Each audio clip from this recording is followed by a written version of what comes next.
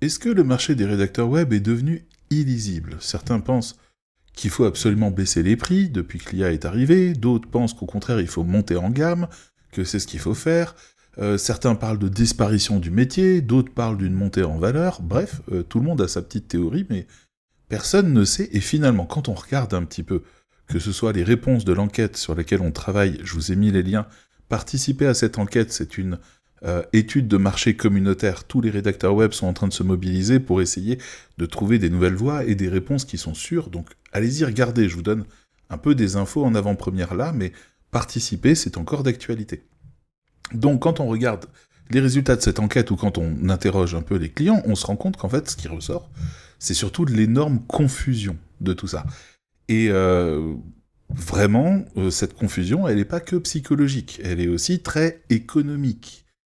Alors, on avait des rédacteurs web, alors avant, on avait des rédacteurs web qui étaient de la francophonie du Sud, par exemple, qui avaient des tarifs qui étaient considérablement plus bas que les rédacteurs web débutants qui étaient en activité en francophonie du Nord, et eux-mêmes étaient moins chers que les rédacteurs web qui étaient un peu plus expérimentés, et puis encore un peu moins chers que les experts en communication de contenu qui eux-mêmes amenaient de la valeur ajoutée, copywriting, storytelling, tout ça, toi-même tu sais, c'était déjà le bordel. Mais quand on arrive avec un produit comme une IA dont l'API propose le mot à 0,0000072 euros,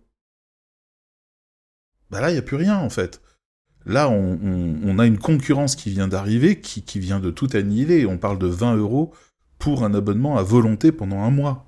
Qu'est-ce que vous voulez faire à partir de là?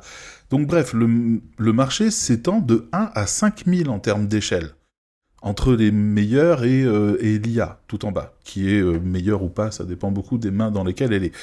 Et donc, dans l'enquête, on voit que ça ressort. Il y a des gens qui disent, bah, c'est le grand bordel. Voilà, quand on leur demande ce qu'ils pensent du marché actuellement.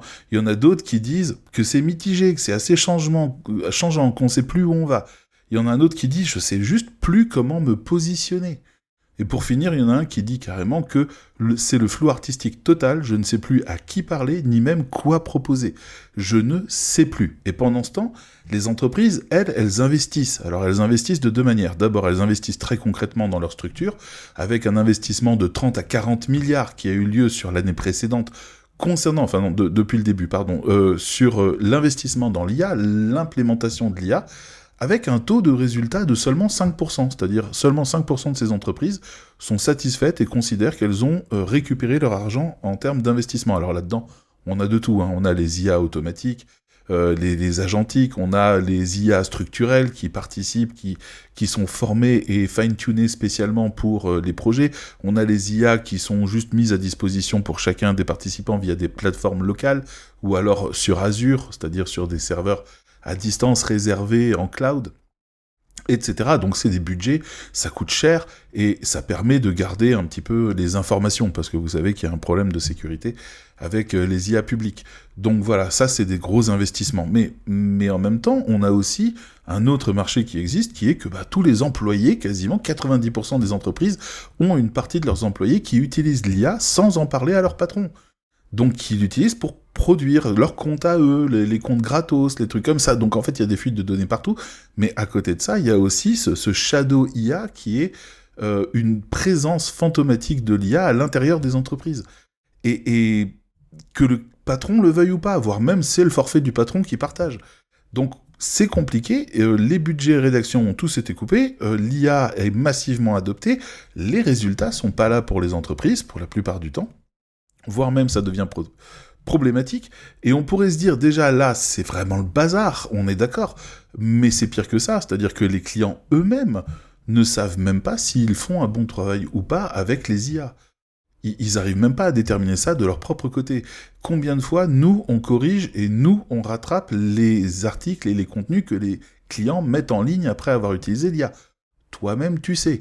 C'est vraiment un travail. Ils sont complètement paralysés psychologiquement, mentalement, économiquement, par rapport à ça. Ils n'imaginent pas devoir continuer à payer quelqu'un cher pour faire quelque chose qu'ils pourraient faire eux-mêmes, sauf que eux savent pas si c'est bon ou pas ce qu'ils font, donc ça les paralyse en se disant, si ça se trouve, je suis en train de tout abîmer.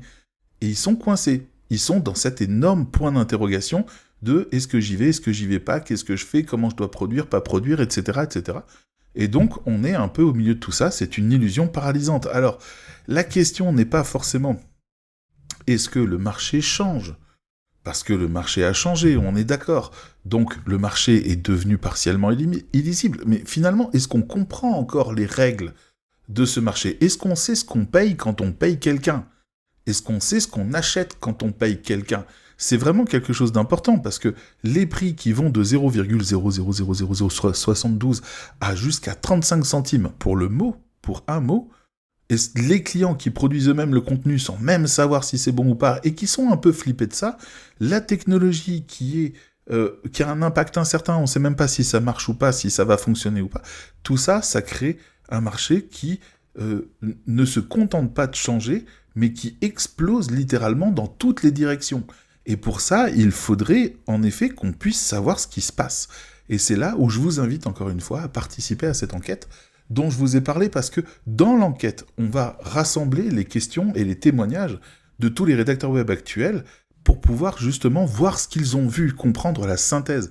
Et j'imagine qu'au résultat de cette enquête, on va pouvoir choisir un chemin. Je vous rappelle que toutes les datas sont gratuites, mises à disposition à tous. Vous allez pouvoir les éplucher vous-même et tirer vos propres conclusions à partir de là.